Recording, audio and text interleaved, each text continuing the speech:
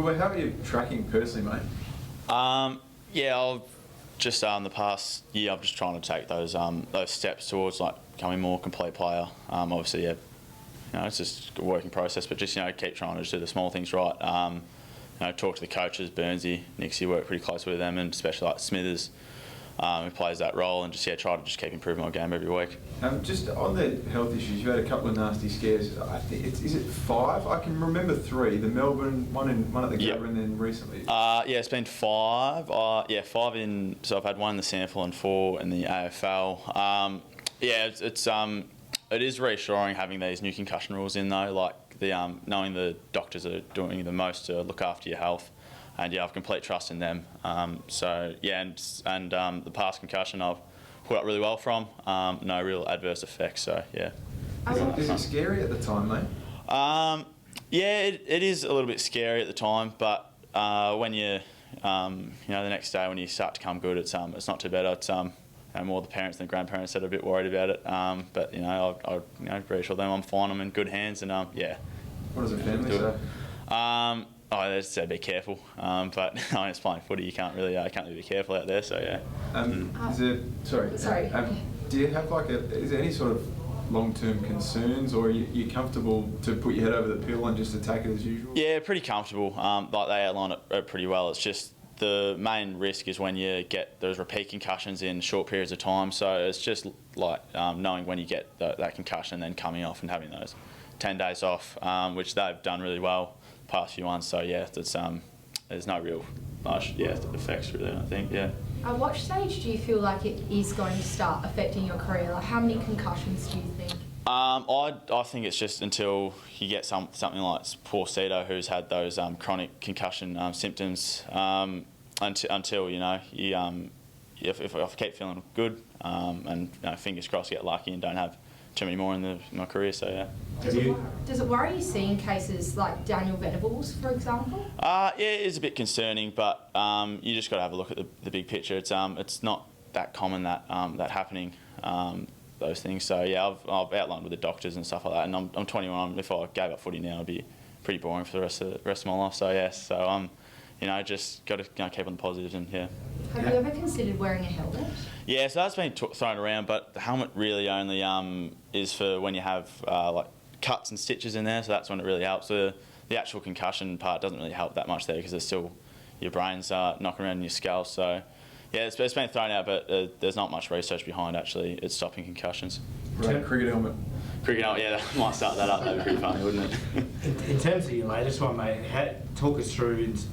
You said you pulled up fine from it, but talk us through in terms of in the moment. How long did it actually take you to, recover from it? Yeah, so it's all the concussions are different I've had. That one there, I've got a bit of memory loss from that one. It was about 5 minutes, I reckon. Then I came to almost a bit down the rooms, and then got on the phone to mum and dad, told them I was going to be okay. And then, that rest of that day, you're kind of a bit foggy. But then, yeah, I said pulled up really well the next couple of days, and yeah, so.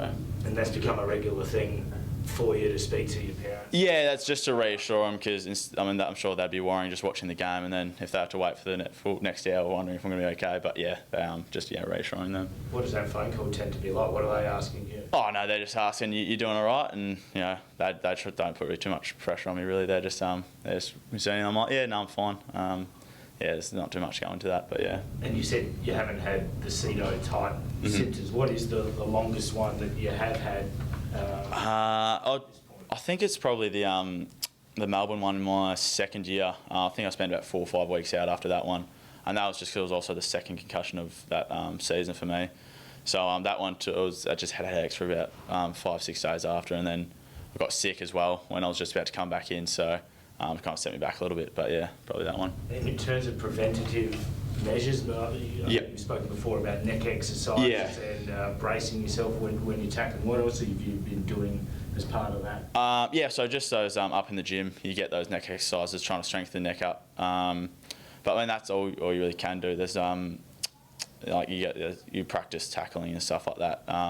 but yeah, I mean that's all you really can do to prevent it really. So yeah. Any four-leaf clovers or anything?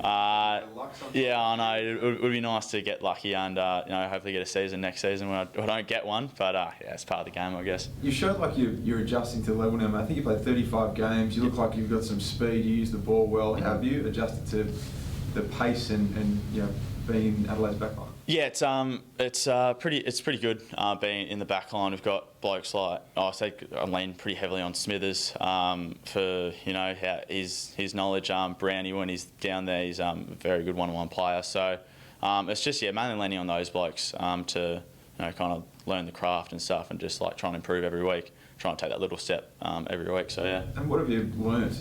Now you're 3 years in. What have you learnt? What's been the biggest learning curve for you? I reckon just the biggest learning curve would probably be when you play that AFL level. There's just superstars everywhere. It's a bit different to back when you're playing under 18 tack. You might get someone who's not quite at the level, and then you step up to AFL, you can't be switched off for that little moment. Obviously, you get punished. So I guess it's been switched on all the whole time, and playing at superstars the whole time. Does that keep you on edge? Does it make? Yeah, it does. Yeah, it does. It makes you a better player because then you concentrating the whole time, and then that does make it. And it's also pretty cool. Like you go around there and you're playing against people that you watch growing up. It's just pretty cool. So yeah. Who's the one or two? Give us. It was pretty cool playing on Luke Bruce a couple of weeks ago. I was a big Hawks man, so especially watching him through the premiership and get to play on him, that was pretty cool for sure. And then obviously, I think playing against Buddy last year, that was pretty special. Just he's a bit of a like god figure. So it was pretty cool. Yeah, you're running around against him this weekend too. Yes. Fingers crossed. In terms of your game on the weekend, mate, obviously disappointing result for the team, but did you feel like that was one of your better games around? Yeah, I feel the past few weeks I'm trying to just continue to build on myself and take that confidence into keep it rolling. So yeah, Burnsy has a big emphasis of defending first and then going into offence. So if I can do that, I feel I've had a pretty solid game. So yeah. What about just the team result? Yeah, it was disappointing to not get the result, obviously, but I think the way we came out and started, especially from the past week, we had a big emphasis on that, and just it was the right brand of footy we wanted to play. It was just a few areas we just lapsed in, and then that inevitably cost us a result. So yeah. Just out of interest, you talked about Cedo before. What's the latest with him? How's he going? Yeah, he was out training today. I saw him, so I'm not sure how far off he is and stuff like that. But it's good to have him around the club at least. Do you speak to him about your experiences and him to you, given what you've both been going through? Well, nothing too out of the ordinary. But nothing too much. I mean, you kind of lean on the doctors for that kind of advice. So yeah. Is he in good spirits there, Cedo? Yeah, he is. He's pumping around the club, which is good. Yeah. Yeah, back to his usual self. Yeah. What's a key component of playing at the SCG against Sydney? I think just our ability to bring that contest. We know they're a high contested team, so if we bring that first and then aerially we get them get to the ground and give our smalls and bigs a chance to compete, then that'll go a long way in coming away with the chocolates. What keeps you busy away from footy, mate? What does a young man from interstate do when they're in Adelaide? So right at the moment I've got my parents over. They're staying down in Brighton. So they're over for about 4 or 5 weeks. So it's been good to go down there. They've got the dog with them as well, so it's pretty nice to get down there and kind of get away from it all for a bit. With them it was a bit getting into uni as well. So that'll be good. What are you studying? Getting into education. So my old man was a primary school teacher, so I'm just kind of following his footsteps. Is that what you want to do? Yeah, I think so. Yeah. So 200 games then into the classroom? Yeah, fingers crossed. All good? Just Josh Rochelle. Josh, he's officially ruled out for this weekend against Swans. Yep.